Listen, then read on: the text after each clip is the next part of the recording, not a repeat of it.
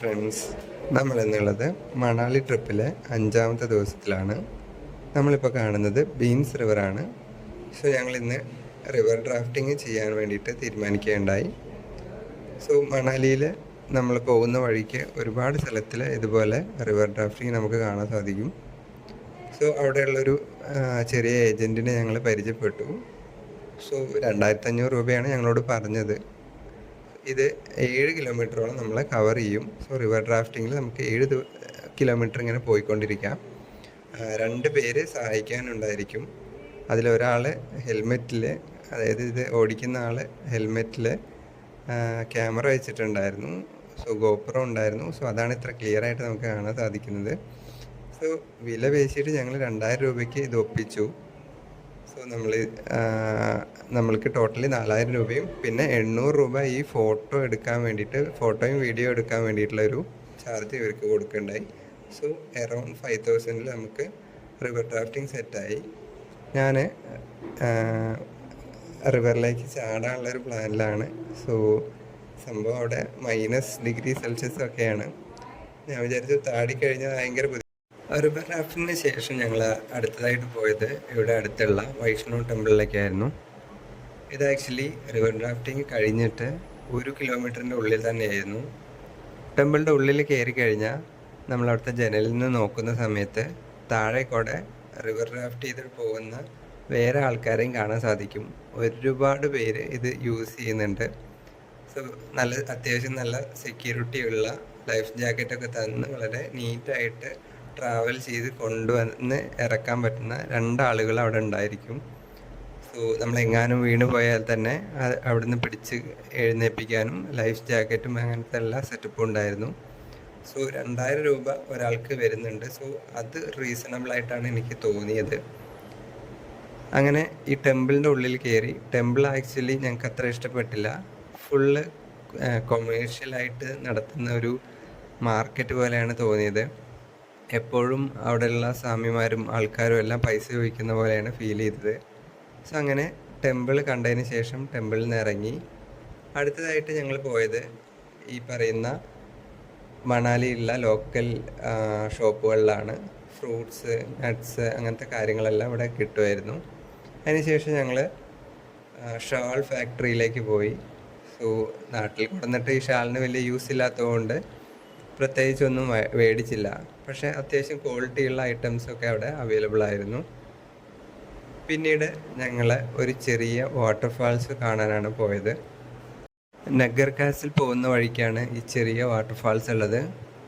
തീരെ മഴയൊന്നും പെയ്യാവുന്ന സമയമല്ലാത്തത് കൊണ്ടാവാം വാട്ടർഫാൾസിൽ കുറച്ച് വെള്ളമേ ഉള്ളൂ. സോ അവിടെ ഒരു ചെറിയ കട ഉണ്ടായിരുന്നു. സോ കടയിൽ നമ്മൾ ഫുഡ് കഴിക്കാനുള്ള സെറ്റപ്പിന് കുറച്ച് ടേബിളെല്ലാം അവിടെ വെച്ചിട്ടുണ്ട്.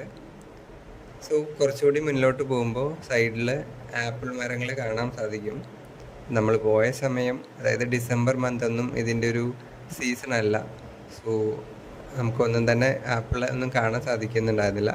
സോ ഇതാണ് നഗർ കാസിലിൻ്റെ എൻട്രൻസ് ഉള്ളത്.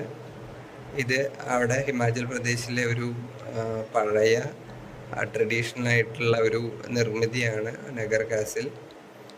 സോ ഇതിൻ്റെ ഉള്ളിൽ തന്നെ നമുക്ക് പണ്ട് കാലങ്ങളിൽ യൂസ് ചെയ്തിരുന്ന എക്യുപ്മെൻറ്റ്സ്, എങ്ങനെയാണ് ഒരു ബിൽഡിങ്ങിൻ്റെ സ്ട്രക്ചർ, അത്തരം കാര്യങ്ങൾ കാണിച്ചു തന്നിരുന്നു. സോ ഫ്രണ്ടിൽ തന്നെ നമുക്ക് ഫോട്ടോ എടുക്കാൻ വേണ്ടിയിട്ട് പണ്ടത്തെ കാലത്തെ ഒരു സെറ്റപ്പ് അവിടെ വെച്ചിട്ടുണ്ടായിരുന്നു. ഇതാണ് നഗർ കാസിലിൻ്റെ ഉള്ളിൽ. നമുക്കിവിടെ സ്റ്റേ ചെയ്യാനുള്ള ഓപ്ഷൻ ഉണ്ട്.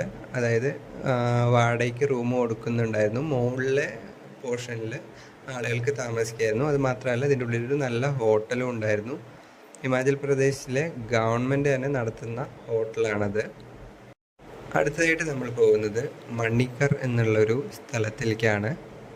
മണിക്കർ ആക്ച്വലി ഒരു സിഖ് ടെമ്പിള് സ്ഥിതി ചെയ്യുന്ന സ്ഥലമാണ്.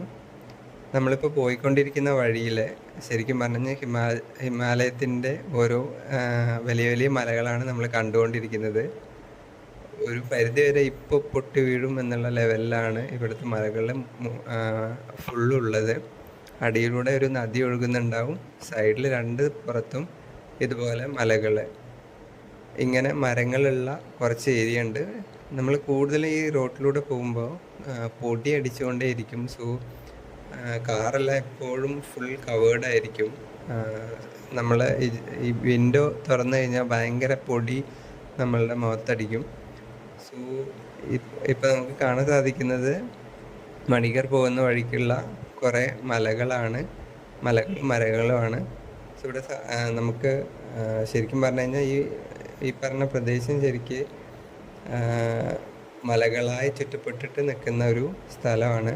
അപ്പോൾ നമുക്കിവിടെ കാണാൻ സാധിക്കും ഓരോ മലകൾ, ഹിമാചൽ പ്രദേശിൻ്റെ പേര്, ഹിമാലയത്തിൻ്റെ ഓരോ മലകൾ നമുക്ക് കറക്റ്റായിട്ട് കാണാൻ സാധിക്കും. ഏകദേശം നമ്മൾ മണിക്കർ എന്നുള്ള ആ ടെമ്പിളിൽ എത്താറായിരിക്കുന്നു. സൈഡിലെല്ലാം കുറേ കച്ചവട സാധനങ്ങളും സെറ്റപ്പുകളൊക്കെ ഉണ്ട്. സോ കുറച്ച് പേര് ബൈക്കെല്ലാം റെൻറ്റിനെടുത്തിട്ട് വരുന്നുണ്ട്. കൂടുതൽ പേര് കാറിലാണ് വന്നിരിക്കുന്നത്. സോ ഞങ്ങളങ്ങനെ മണിക്കർ ടെമ്പിളിൻ്റെ ഏരിയയിൽ ഇറങ്ങുകയുണ്ടായി. സോ നമുക്ക് നേരെ കാണാൻ സാധിക്കുന്ന അമ്പലമാണ് മണിക്കർ. ഇതതിൻ്റെ സൈഡിലുള്ള ഒരു ചെറിയ വേറൊരു അമ്പലം. ഇത് ആക്ച്വലി ഇവിടെ മണിക്കർ എന്ന് പറയുന്നത് സിഖ് ടെമ്പിളാണ്. അപ്പോൾ നമുക്ക് സിഖ് മതവിശ്വാസ പ്രകാരം നമ്മൾ ടെമ്പിളിലെല്ലാം പോകുമ്പോൾ നമ്മുടെ തല, അതായത് മുടി നമ്മൾ കവേർഡ് ആയിരിക്കണം. സോ അവർ അവിടുന്ന് ഒരു ചെറിയ കവർ ചെയ്യാൻ വേണ്ടിയിട്ടുള്ളൊരു ടവൽ നമുക്ക് തരും. അപ്പോൾ ഞങ്ങളിങ്ങനെ പോകുന്ന സമയത്ത് അവിടെ ഇങ്ങനെ പുക വരുന്നത് കണ്ടു. സോ ഞങ്ങൾ വിചാരിച്ചു ഈ തണുത്ത സ്ഥലങ്ങളിൽ എങ്ങനെയാണ് പുക വരുന്നതെന്ന്. സോ അതിനെക്കുറിച്ച് ഞങ്ങൾ ഒരാളോട് ചോദിച്ചപ്പോൾ ആൾ പറഞ്ഞതാണ്, ഇത് ഭൂമിക്ക് അടിയിൽ തന്നെ ഉണ്ടാകുന്ന വെള്ളമാണ്, ചൂടായിട്ട് വരുന്ന വെള്ളമാണ്. സോ ഈ ടെമ്പിളിൻ്റെ ഉള്ളിൽ പോയി കഴിഞ്ഞാൽ കുറേ പേര് ഇതിൽ നിന്നിട്ട് കുളിക്കുന്നതൊക്കെ കാണാം. അടുത്തതായിട്ട് ഞങ്ങൾ പോയത് കസോളാണ്. ഇതാണ് അവസാന ഡെസ്റ്റിനേഷൻ. ഇവിടെ ആക്ച്വലി ഞങ്ങളൊരു നല്ല കേക്ക് കഴിച്ചു. ഇതാണ് നമ്മുടെ മണാലിയിലേക്ക് പോകുന്നൊരു ലോക്കൽ ബസ് ഞങ്ങൾ കണ്ടത്, കസോളിലുള്ളത്. മണാലിയിൽ നിന്ന് എഴുതി വെച്ചിട്ടുണ്ടായിരുന്നു. സോ ഇതാണ് മണാലിയിലെ ഞങ്ങളുടെ ലാസ്റ്റ് വിസിറ്റഡ് പ്ലേസ്.